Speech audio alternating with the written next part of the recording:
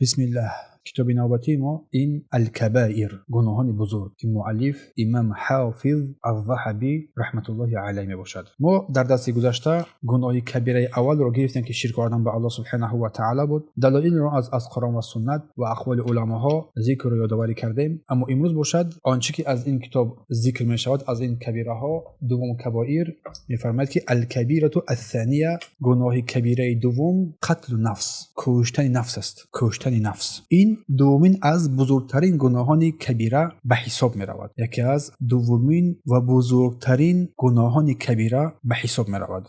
بعد آنه که گناه اول که شرک آوردن به الله سبحانه و تعالی بود که آن را ما برای شمایان ذکر و یادآوری کردیم، اکنون مؤلف رحمت الله علیه بر ما این کبیره دوم را یادآور می شود. دوم کبیره یکی بزرگترین از گناهان است که سبب هلاکت و بدبختی انسان میگردد در این دنیا و آخرت. دومین کبیره این قتل نفس است. گناهان کبیره دوم قتل نفس، یعنی کشتن نفس، کشتن انسان.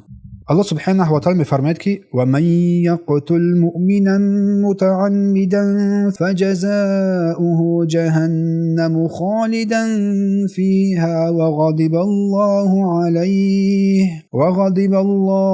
عليه ولعنه وأعد له عذابا عظیما. و هر کس که مؤمن را قصداً بکشد، فجزاؤه، جزای او جهنم است. فجزاؤه جهنم خالدا فیها، هر کسی که مؤمن را قصداً بکشد جزای او، جایگاه او جهنم است و در آنجا جاودانه و ابدی جاودانه باقی میماند. و غضب الله علیه و لعنه، و الله بر او خشم میکند و او را لعنت هم میکند. و اعد له عذابا عظیما، و برای او عذاب بزرگ آماده هم میسازد. و نیز الله سبحانه و تعالی میفرماید که والذین لا یدعون مع الله الها آخر، و آنان که با الله معبود دیگری را نمیخوانند، غیر الله را عبادت نمی کنند، تنها او سبحانه و تعالی را عبادت می کنند. ولا یقتلون النفس التي حرم الله الا بالحق، و نفسی را که الله کشتن آن را حرام کرده است جز به حق نمی کشند. ولا یزنون، و زنا هم نمی کنند. و من یفعل ذلك یلقى اثاما، و هر کس این کارها را انجام بدهد به جزای آن میرسد. یضاعف له العذاب،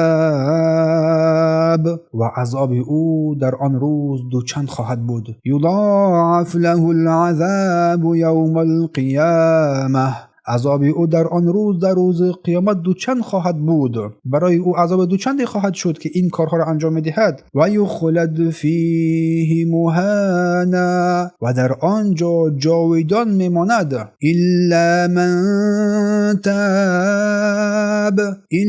من تاب و آمن و عمل عملا صالحا، مگر کسی که توبه کند و ایمان بیاورد و عملهای صالح شایسته و نیکو انجام بدهد. و نیز الله سبحانه و تعالی می‌فرماید من اجل ذلك كتبنا على بني اسرائيل انه من قتل نفسا بغیر نفس او فساد فی الارض، از همین سبب بر بنی اسرائیل مقرر کردیم که هر کس نفری رو به آنکه کسی را کشته باشد یا در زمین فساد کرده باشد بکشد، گویا همه این مردم را کشته است. فکأنما قتل الناس جمیعا، گویا تمام مردم را کشته است. کسی را به غیر حق فسادی کرده، رسانید، کشت، ظلم کرد، گویا که همه مردم را کشته است. کسی که در زمین فسادی میکند با این کشتار. فکأنما قتل الناس جمیعا و من احیاها فکأنما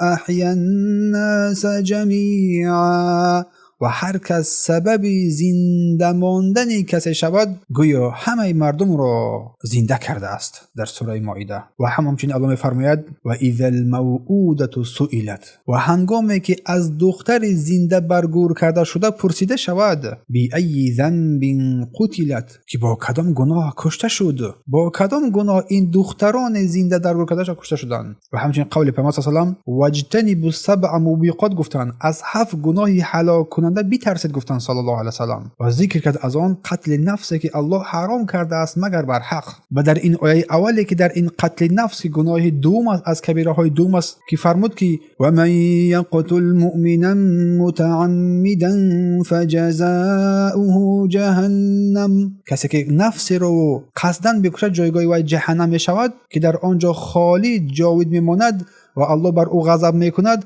و لعنتش میکند و برای او یک عذاب عظیمی هست. شیخ سعدی رحمت الله علیه میفرماید که لا یصدر قتل المؤمن من المؤمن، صادر نمیشود که مؤمن رو بکشد. و قتل کشتار از کفر عملی است و ذکر نمود در آن وعید از برای شخص کشنده که کسی که قصداً میکشد الله برای او یک وعید شدید قرار داد، یک وعید شدیدی که قلب انسان، وجود انسان تکان میخورد، در لرزه میآرد، قلب پاره پاره میشود و صاحب عقلان از این در دهشت میافتند، از این عذاب شدیدی که برای کسی که یک نفسی را به غیر حق میکشد. و در هیچ نوعی از نوعهای دیگری از گناهان به مثل این قتل، کشتن و عذاب سخت وعید شدید دیگر آمده است. و خبر داد الله سبحانه و تعالی که جزای شخصی که کسی را به غیر حق میکشد این جهنم است، چون این گناه عظیمی است. بسنده از انا همین یک گناه کشتن کسی به غیر حق که جزای وی این گناه جهنم باشد و یک عذاب عظیم برای وی منتظر باشد، عذاب خار کننده و همچنین غضب الله و از بین رفتن نجات و به دست آوردن خسارت و هلاکت. العیاذ بالله. پناه میبریم به سوی الله از هر سببی که ما را از رحمت الله دور میسازد. شیخ ابن باز رحمت الله علیه میگوید که کشتن نفس از بزرگترین گناهان کبیره است و از بزرگترین جنایت هاست. بعد روزی که الله سبحانه و تعالی حرام کرده از بر بنده که نفسی را به غیر حق بکشد و اینکه بنده خود را بکشد، که الله میفرماید ولا تقتلوا انفسکم، شما هم خود را نکشید، ان الله کان بكم رحیم، الله بر شما رحیم مهربان است. چون حاضر کشتن نفس خود هم در جامعه ها زیاد شده است. و رسول الله صلی الله علیه و آله من قتل نفسه بشیء، هر کسی که نفس خود را با چیزی کشت بر آن عذاب کرده می شود، عذب به یوم القیامه، بر آن چیزی که خود را با آن کشت در روز قیامت عذاب کرده می شود. پس این قول رسول الله صلی الله علیه و آله است، هر کی با آن چیزی که در این دنیا خود را به قتل رساند در روز قیامت با آن عذاب کرده می شود، چی با آهن باشد، چی با شمشیر باشد، چی با یارقه و اسلحه باشد. پس واجب است که انسان برحذر باشد. اگر سختی ها بر او رسید، مصیبت ها و بیماری های سخت بر او رسید یا که نگرانی ها بر بالای او آمد، واجب است بر اون که از الله بترسد، برحذر باشد از قتل نفس خود. ولیکن در آتش مادامی که مؤمن است کشنده نفس ابدی و جاودانه باقی نمیماند، مثل کافران از جنس بقیه اهل گناه و معصیت است، زیر مشیت الله سبحانه و تعالی قرار میگیرد.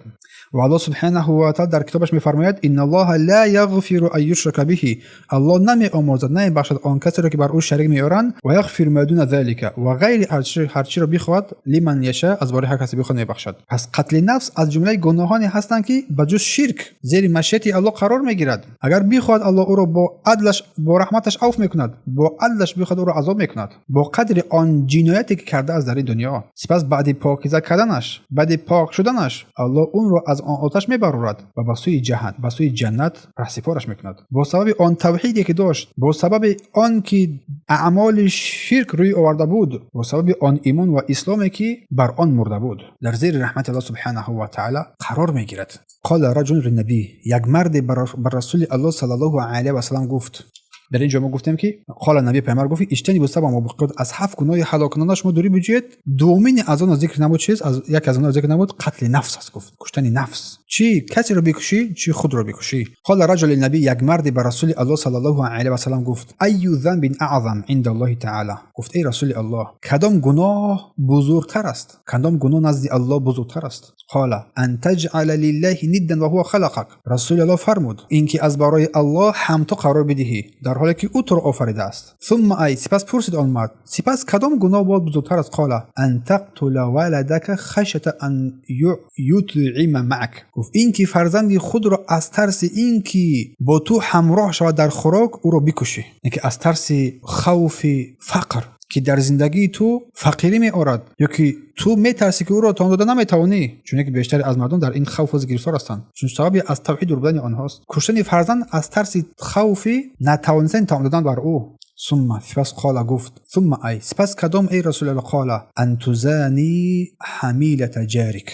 خوب گوش بدهید که با همسر همسایه زنا بکنی، با زن همسایه زنا کنی، با دختر همسایه زنا بکنی. پناه به سوی الله. فانزل الله تعالی تصدیقها. سپس الله سبحانه و تعالی آیه را نازل نمود با تصدیق نمودن این و فرمود که والذین لا يدعون مع الله إلها آخر والذین لا يدعون مع الله إلها آخر. آن کسانی که با همراهی پروردگار همتایان قرار نمیدهند، غیر الله را عبادت نمیکنند، از غیر الله دعا و کمک یاری طلب نمیکنند. ولا یقتلون النفس التي حرم الله الا بالحق. و آن نفس را که الله قتل آن را حرام کرده است نمیکشند مگر بر حق. ولا یزنون. و زنا هم نمیکنند. پس اینا آن صنف آن صفت آن کسانی است که نجات یافته هستند اگر این کار انجام ندهند. و همچنین رسول الله فرمود که اذا التقى مسلمان بسیفیهما القاتل والمقتول في النار. اگر دو مسلمان با شمشیر روبرو شوند کشنده و کشته شده در آتش است. کشنده و کشته شده هر در آتش هستند. قیل یا رسول، گفته شد ای رسول الله هذا قاتل، این که کشنده است که از اهل آتش است. فما بال بمقتول، پس آن شخصی که کشته شده است پس وای چرا داخل جهنم شود؟ صحابه در حیرت ماندند. چی فرمود؟ فرمود که لانه کان حریصا علی قتل صاحبه، چون این شخص کشته شده هم حریص بود میخواست که صاحبش رو بکشد.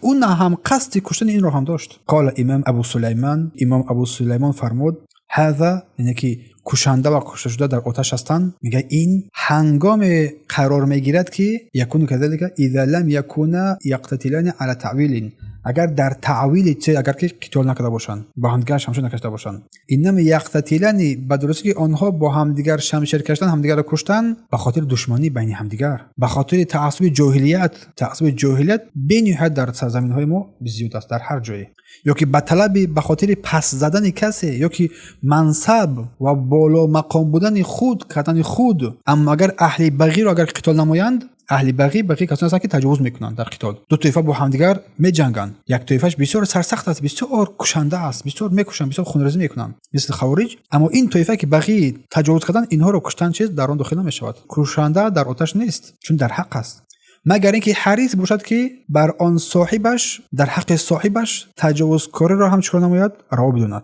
چون در بالا گفت. یا که کسی که تجاوزکار باشد یا که دزد و راهزن باشد، در این حالت انسان تلاش نمیکند که آن را بکشد، اما از خود دفاع میکند. اگر از خود دفاع کرد و قتل کشتن آن را کرد، تو قتل کشتن آن را نمیکنی. در اصول سنت این روایت را، این قصه را هم، این مسائل را امام احمد ذکر کرده است، در آنجا روایت ذکر کرده است. میگه انما يدفعه عن نفسی، از نفس خودت اون رو دور میسازی. دزد از راهزن است، اون کسی است مثلا ظالم است، اگر مسلمان باشد، تو از نفس خود دفاع میکنی، او رو طلا میدهی، تو از آن باز میداری، قصد نیت کشتن او را نمینمایی. اما اگر که کشته شد و در آتش است، تو از اهل بهشت هستی، چون در حدیث اومده است. رسول الله صلی الله علیه و فرمودند که در حدیث که لا ترجعوا بعد کفارا، یعنی گفتن که لا ترجعوا بعد کفارا، یعنی که بعد من کافر نشوید، پس از من با کفر برنگردید. یضرب بعضکم رقاب بعض، که بعضی از شما گردنهای بعضی دیگر رو بزند، که همدیگر به همدیگر شمشیر کشی کنید، که در روایت متفق علیه بخاری و مسلم از حدیث عبدالله ابن عمر روایت کرده شده است. و همچنین فرمودند که لا یزال العبد فی فسحة من دینه ما لم یصیب دما ما لم یصیب دما حراما. بنده تا آن زمانی که خونی حرام را نریزد، خونی را که الله حرام کرده است آن را نریزاند، در دین خود در فراخی، در امنیت قرار میگیرد، در عافیت است. و همچنین فرموده که اول ما یقضی بین الناس یوم القیامه فی الدماء، اولین چیزی که روز قیامت میان مردم داوری میشود این مسئله خونبها است، مسئله خونها است، قتل، کشتار است. و در دیگر حدیث از رسول الله صلی الله علیه و آله روایت شده است لقتل مؤمن اعظم عند الله من زوال دنیا، کشته شدن یک مؤمن نزد الله از نابود شدن این تمام دنیا ده بزرگتر است، از نابود شدن تمام این دنیا بزرگتر است قتل مؤمن. و رسول الله فرمودند که الکبائر الاشراک بالله، کبیره ها از بزرگترین کبیره ها این شرک کردن به الله است. و قتل نفس و کشتن نفس و الیمین غموس، از جمله گناهان کبیره شرک به الله، کشتن نفس و سوگن غموس. سوگن غموس اون سوگن دروغ است که صاحبش رو بر گناه و آتش جهنم فرو میبرد. همین غموس میگن این را، سوگن بر دروغ، قسم میخونه که دروغ است. این احادیث گفتیم در بخاری و مسلم راشته است. بعضی از آنها در بخاری، بعضی از آنها حدیث آخرانی گفتیم بزرگترین گناه ها شرک، قتل نفس و قسم بر دروغ در روایت بخاری است از حدیث عبدالله ابن عمرو ابن عاص. و همچنین فرمودند که هیچ نفس به ظلم کشته نمیشود، هیچ نفس به ظلم کشته نمیشود مگر آنکه بر پیسر نخستین آدم قابیل حیصه از گناه خون آن که قابیل حابیل را کشته بود نوشته میشود، که قابیل اولین کشتار را راه اندازی کرده بود، اولین کشتار را انجام داده بود در روایت بخاری و مسلم. و همچنین فرمودند که من قتل معاهدا لم یریح رائحه الجنه، هر کسی که عهدی را که غیر مسلمانه که در امان بر عهد مسلمانان است بکشد بوی بهشت را نخواهد یافت. و در ادامه فرموده که فإن رائحتها لتوجد من مسیرة 40 عاما، و درسته که بوی جنت 40 ساله راه را بویش میرسد. اما آن کسی که از غیر مسلمان که با آنها عهد پیمان است با مسلمان آن را کشت 40 ساله راهی بوی جنت از او که بر مسلمان مشروع میرسد بر اون نمیرسد، بوی بهشت را نخواهد یافت، در حالی که بوی بهشت مسافه 40 ساله راه را احساس میکند. در این یک وعید سخت است درباره کشتن کسانی که با آن عهد پیمان است، از یهود باشد از نصرانی ها باشد که در سرزمین مسلمان ها با مسلمان ها عهد پیمان دارند. پس کشتن مسلمان باز چقدر بزرگتر باشد، کشتن مسلمان باز چقدر بزرگتر باشد. و همچنین در دیگر حدیث فرموده که الا و من قتل نفسا معاهده، آگاه باشید هر کس اهل عهد را که با آن عهد پیمان است که در پناه الله و رسولش است بکشد عهد الله را شکسته است، عهد الله را شکسته است و بوی بهشت رو نمیابد، در حالی که بوی بهشت از مسافه 50 سال راه احساس می شود در روایت ترمذی. و همچنین در دیگر روایت من اعان علی قتل مسلمین، اگر هر کسی که بر قتل مسلمان دستی کمک یاری دراز نماید بیشتر کلمه، با یک کلمه به قتل مسلمان یاری میدهد، حتی با یک کلمه باشد، هر کسی حتی با نصف کلمه، یک کلمه نصف کلمه بر کشتن مسلمان یاری بدهد، روز قیامت الله را در حال ملاقات میکند که میان دو چشمش نوشته شده است از رحمت الله ناامید است. حتی نیم کلمه با نیم کلمه تو در قتل یک مسلمان تو شریک شوی، عظمت این گناه را ببین. در مابین چشمش در روز قیامت نوشته شده است که از رحمت الله ناامید است. از معاویه رضی الله عنه روایت قال رسول الله صلی الله علیه و آله رسول الله فرمودند کل ذنب عسى الله ان یغفره الا رجل یموت کافرا، تمام گناه را امید است که الله سبحانه و تعالی ببخشد مگر آن مردی که کافر بمیرد، او رجل یقتل مؤمنا متعمدا، یا مردی که میکشد مرد را قصدن. از الله عافیت میخواهیم. شیخ ابن عثیمین رحمت الله علیه میفرماید که معصومون کسانی که در عصمت هستند خون ریختن آنها حرام است. 4 صنف هستند، 4 قسم هستند. یکم مسلمان، خون وی به هیچ وجه ریختن خون وی جایز نیست مگر بر حق. دوم ذمی، کسی که با وی را در امان داده می شود. سوم معاهد، کسی که با وی عهد و پیمان می شود. و چهارم المستأمن، وی طلب امان می کند، طلب حفظ حمایت می کند. مسلمان واضح است، اما ذمی آن کسی است که با وی عقد و پیمان است، در بین مسلمان زندگی می نماید، جزیه پرداخت می نماید. و معاهد کسی است که بین ما و بین آنها عهد است، آنها در بلاد خود هستند، در دیار خود هستند. و مستأمن باشد آن کسی است که ما آن را در امان دادیم، از برای تجارت می آید، از برای اون کسب کار می آید مثلا. هر کسی که باشد. چون الله میفرماید که و این احد من المشرکین استجارک، اگر هر یک از مشرکان اگر از تو طلب کمک کردند، پناهنده کردند، فاجره، پس برای بده این رو حتی کلام الله رو بشنود، ثم ابلغ مأمنه. پس قتل انسان از بزرگترین گناهان کبیره بعد از شرک به حساب می رود و خون مسلمان نزد الله سبحانه و تعالی مقام بسیار بزرگی دارد و قتل ناحق سبب غضب، لعنت و عذاب سخت الله سبحانه و تعالی می گردد و در توبه برای کسی که صدقاً توبه میکند باز است. و اسلام جان انسان ها را حفظ می نماید، ریختن خون ناحق را سخت منع میکند. پس قتل ناحق از بزرگترین گناهان کبیره به شمار می رود و خون مسلمان نزد الله سبحانه و تعالی مقام بسیار بلندی هم دارد. پس اولین محاکمه روز قیامت این از خونبها است، از خونها است، ریختن خون است. حتی یاری رساندن بر کشتار اگرچه با سوخن کوچک هم باشد گناه بزرگ است. حتی اسلام حقوق غیر مسلمانان را، اهل عهد را نیز حفظ کرده است و تجاوز در حق آنها را حرام دانسته است. پس مؤمن با هر عملی باید از ریختن خون ناحق خود را نگاه بدارد، سخت دوری بجوید و از الله سبحانه و تعالی عافیت و حفظ از این گناهان بزرگ می‌خواهیم. این است گناه دوم، قتل نفس. سبحانك اللهم بحمدك اشهد ان لا اله الا انت استغفرك و اتوب الیک.